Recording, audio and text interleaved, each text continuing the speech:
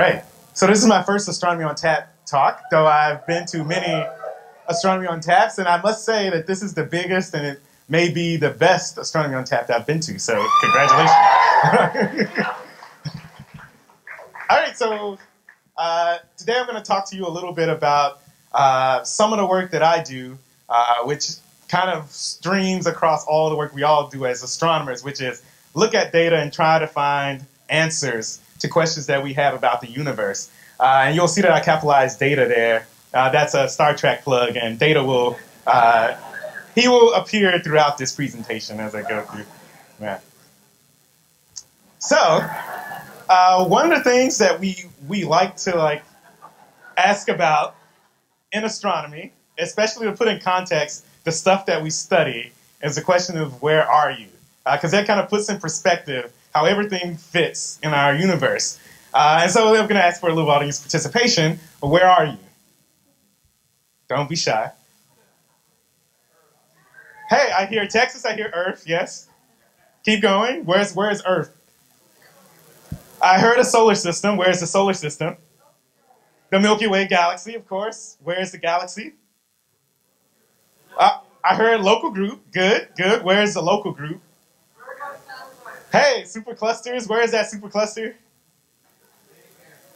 All right, it's in the universe. That's that. Well, I'll give you that one. I'll give you that. So we're in a galaxy that's not so far away, to plug on the Star Wars theme here. And you guys correctly identified exactly where we are. But the questions that we want to answer in astronomy move beyond just knowing our location in the universe. And they actually end up spurring these new questions that we have about our universe and about our place in the universe. To answer those questions, though, we have to actually start probing the components of the universe. We talked about how we are in the Milky Way galaxy, but can anyone describe what's inside of a galaxy? Stars, that's a great question. What else is inside of a galaxy? Planets, gas, what other stuff? Black holes, yeah, hey, we got lots of stuff inside of galaxies. Yeah, I just heard somebody say dark matter. So when we think about galaxies, I have this cartoon here. These galaxies have different components. There we go. Oh, you can't see that. Different components. And this big blue sphere here, that's representing kind of the dark matter halo of a galaxy. This yellow, smaller sphere around it is kind of representing some of the hot gas that makes up the circumgalactic medium around the galaxy. And then that thin red bar, we have what's like the disk of the galaxy. That's where the gas and the stars accumulate. And I'll even have a little circle in the middle, which is representing kind of the bulge of the galaxy. The bulge is kind of the spherical distribution of stars that around spiral galaxies especially is kind of prominent. So we know these different parts of a galaxy, but we also want to answer these other bigger questions of where did we come from? And it may not seem apparent, but to actually answer those questions, we need to actually know a lot about galaxies and a lot about other stuff that happens in the universe. And that's why I like this Carl Sagan quote from Cosmos. If you want to make apple pie, you have to first create the universe. And it turns out galaxies are a really important part of the universe. Galaxies are kind of like the factories of the universe. They are these accumulations of stars that are very important in reprocessing gas. So this shows a little cycle of how gas and stars are formed in the universe. You have at the top, right here, at what would be noon, a very thin disk, like I showed you before, of gas and cool gas and dust.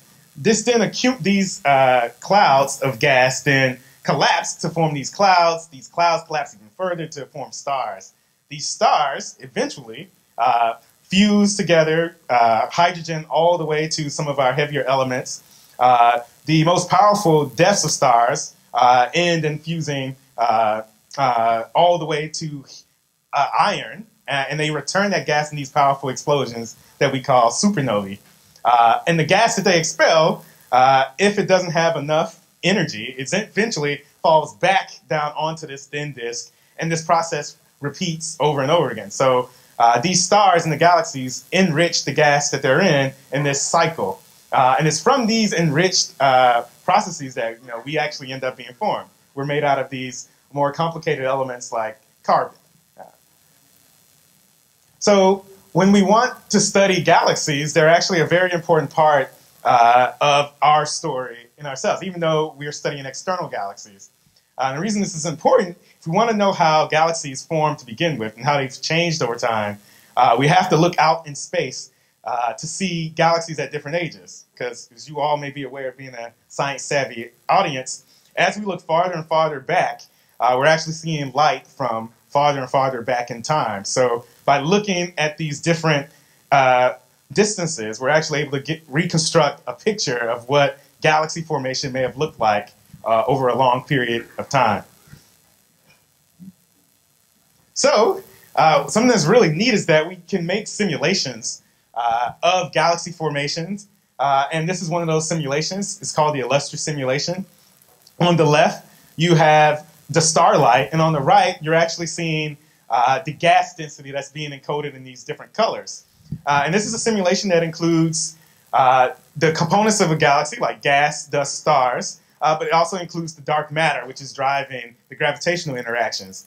But there's also another really cool component in these simulations, which is feedback. So the simulation seems to have frozen. Technology. Let's see if we can play it. Yeah. All right. So playing it again. As this simulation evolves, what you're seeing, and on the left side, you pay attention. You see these two big bright clusters. Those are galaxies. These galaxies are going to interact, and they're going to merge and start to form one giant elliptical. In the process, however, though, you're going to start stirring up gas that actually starts to get funneled into a central black hole of these galaxies, these accumulations of stars. What you'll see on the right are these like flashes. It's not showing again. You'll see these flashes of bright, hot gas that get expelled when gas gets funneled into the center of the galaxy and then fuels accretion around the black hole. This mode of accretion around a black hole is very bright and powerful. It's called Quasar. It's called a quasar, and we call that quasar mode accretion.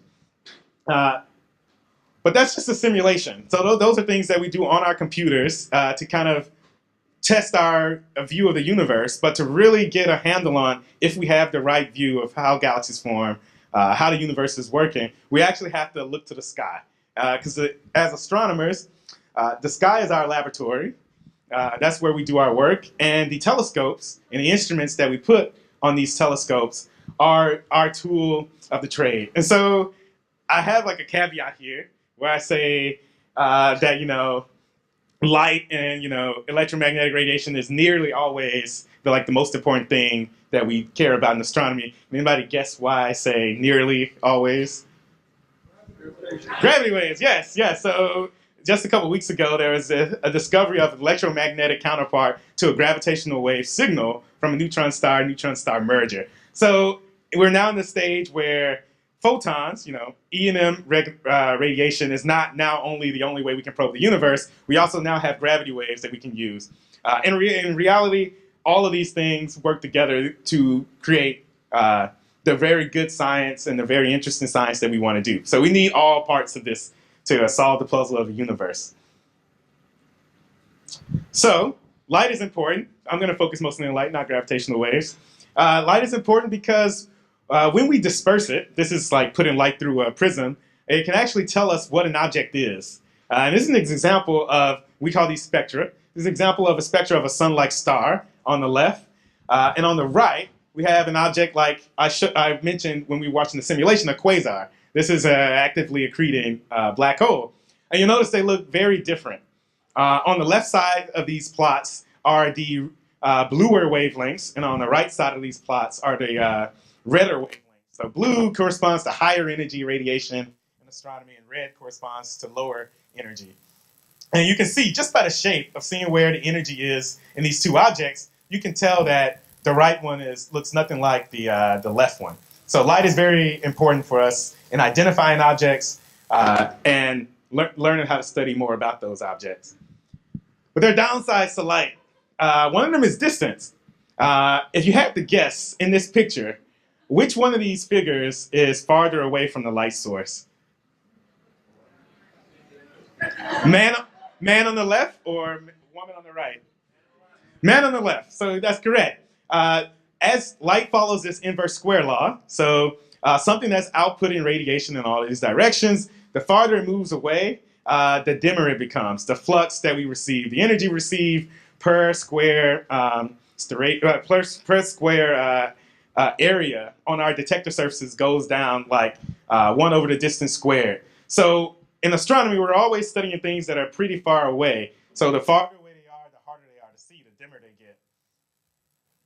There's also another, this is how we overcome that. We actually just build bigger telescopes. So if, the flux that you're getting in your small area is not enough, just make something that's a bigger area. And this is actually a diagram of some of the bigger telescopes that are around. I'll draw your attention to the top left. There's the Hobby Everly telescope, which is actually here in Texas. It's quite large. And one of the 2 up-and-coming ground-based telescopes are going to be the 30-meter telescope on the right, and then the European extremely large telescope. So pretty soon we're going to have pretty big telescopes on Earth to do a lot of the science we like to do. Another downside with light is that, especially in the visible, it gets impacted by dust. So dust particles scatter light so that we're not able to actually see it. It gets scattered out of our line of sight.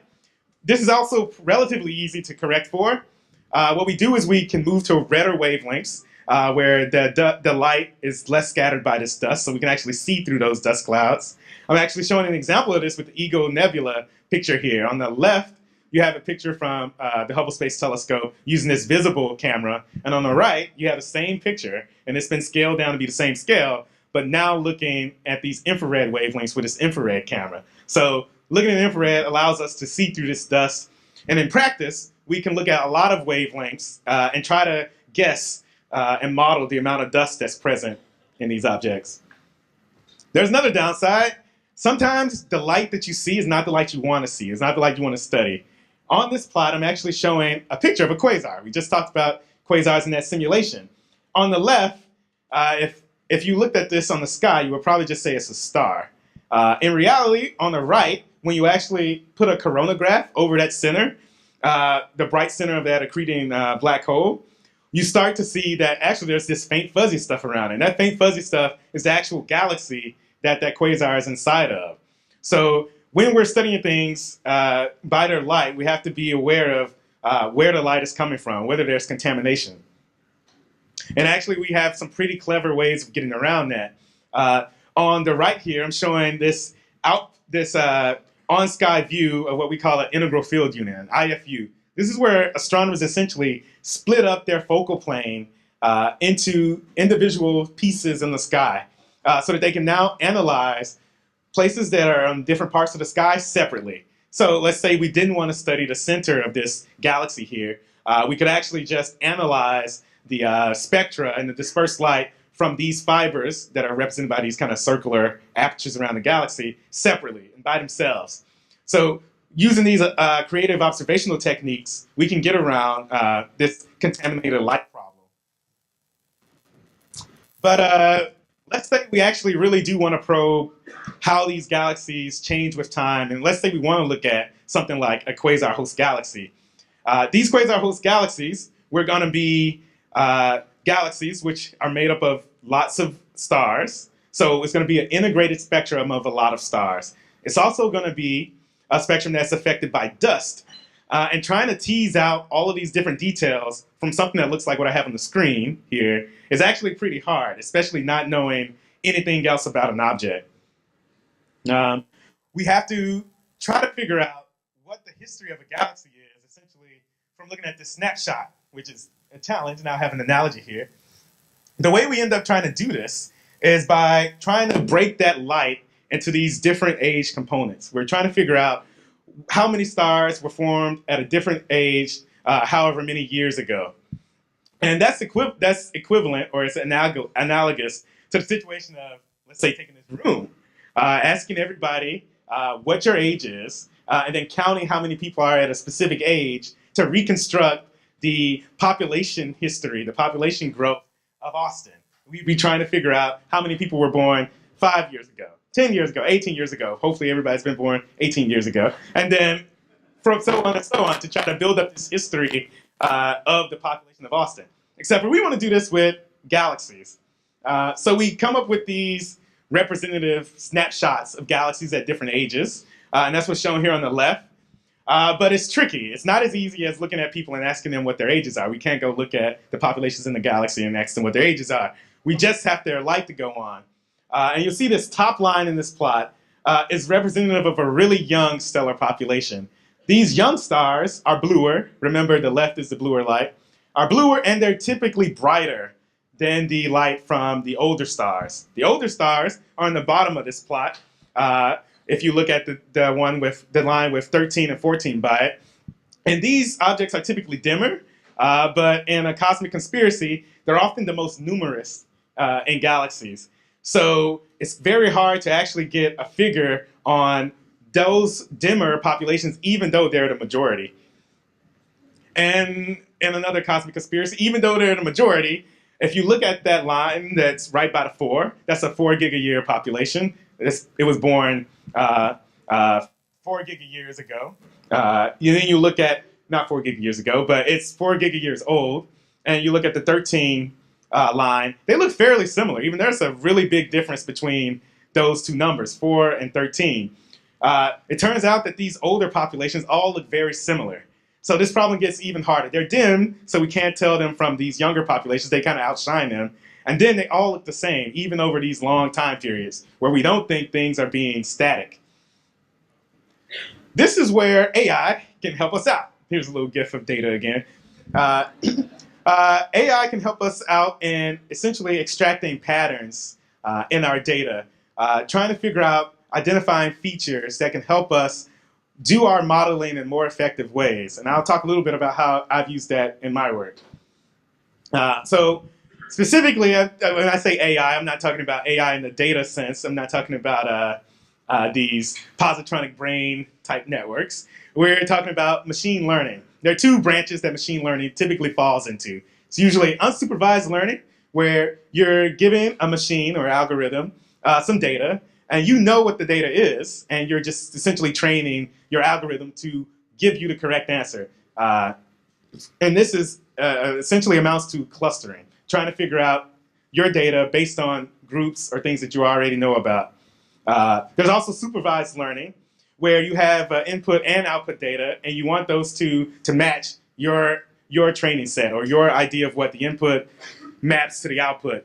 And you don't necessarily care how your machine figures out how the input is related to the output. What you're going for is just that it correctly matches the input with the correct output. And so in some ways, these things are very mysterious. We want to essentially train the machines to do what we can do, but take advantage of their greater ability for capacity for looking at intricate algorithms that are not linear and not obvious to maybe a mere mortal like we are. The type of machine learning that I do mostly falls in this unsupervised learning area, where we're looking at the clustering of data points, where we know some property about the data points, and we want to actually group them in some way that would be clever. The way I've used this, what you're seeing here is it's a plot, it's a 3D plot.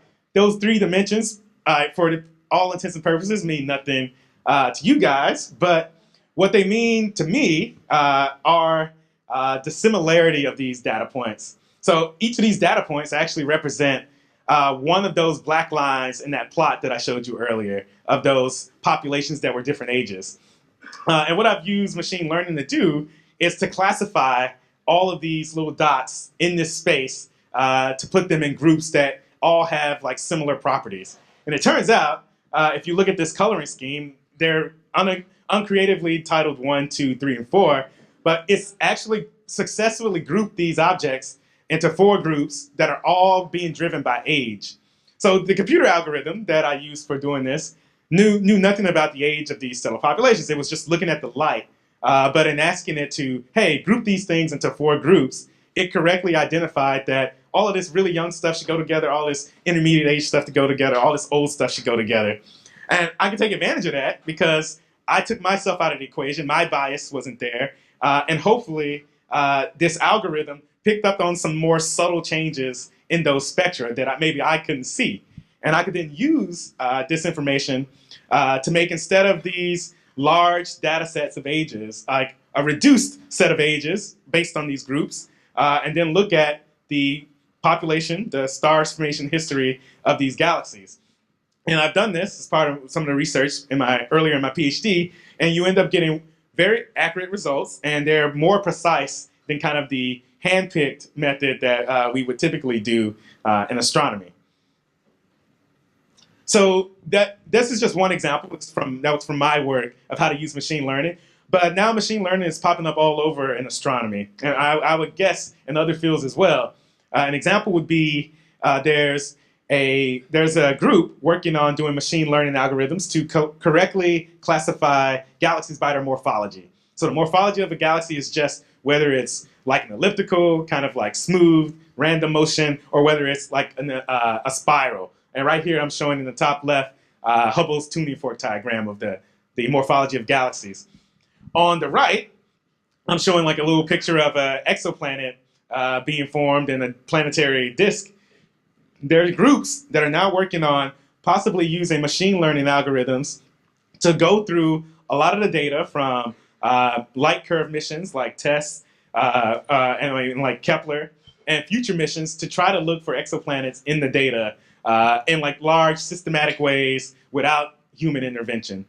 And on the bottom, I actually have a picture here of a cluster. You see these blue streaks around this cluster. Does anybody know what those blue streaks are?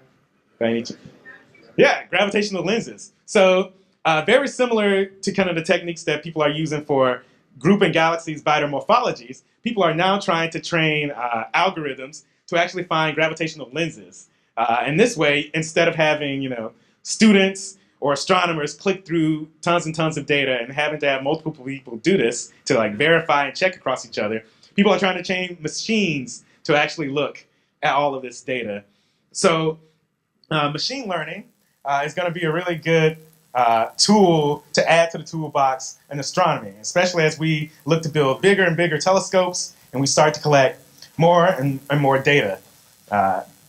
And I think it'd be safe to say that we're probably not going to be replaced by data anytime soon, but data is surely going to be a very good resource. All right, thanks. All right, thank you, Dr. Mosby. All right, we'll take questions from the audience.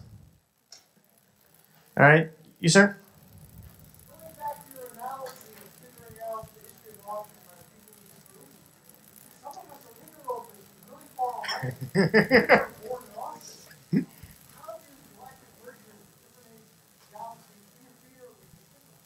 No, that's a very good question. So the question was, so if from the analogy I used, I was talking about trying to figure out the population growth of Austin based on the people in the room, but there are interlopers here that weren't born in Austin. And the analogy then to astronomy would be, how do you deal with stars or other populations that maybe weren't even born in situ in the galaxies that you're studying? The answer to that question is, that's something that you have to look at other data for. There should be evidence for other mergers if you're interested in looking for that, like very faint tidal streams and other signs that maybe there's been an interaction recently. But other than the light, you were kind of forced to make the assumption that, well, what is the growth of the stars that are here? And then answering that more detailed question of, well, did they all come from here? That is definitely another level deeper where you'd have to take more data and to investigate it. All right, more questions? Yep, no, I see you. I'm just looking up back first. All right, right up front. Okay, while you're picking up more new data through machine learning, how much citizen science data are you using comparatively? I mean, is the machine learning really starting to replace it that quickly, or are you still more reliant on citizen science data for the max? So the question was, how, essentially I'm going to paraphrase, how is the use of citizen science comparing with the use of machine learning techniques, like these other reductionist techniques that are taking humans out of the picture? I personally, the data sets I work with are typically fairly manageable. So I'm dependent a lot on some of these machine learning algorithms. But astronomers on the whole, I think, if anything, I don't think citizen science is going to diminish at all because the data volume is still going to be very large.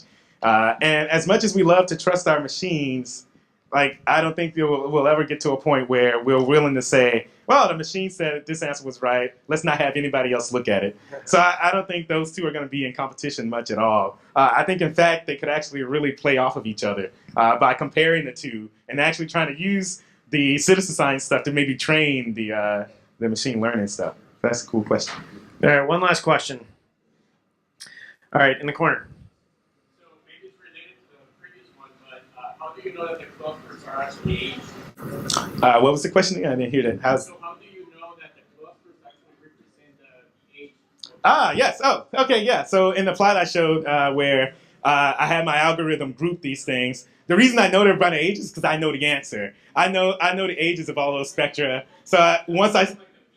Exactly. So that's the feedback loop. This sort of thing with machine learning only works if you have some extra input in the end to test it, to say okay, great, it's doing exactly what I want it to do. Now let me use this on new stuff. Yeah. All right, let's thank Dr. Greg Mosby one more time. Admiral Galactic Nuclei. Wonderful talk.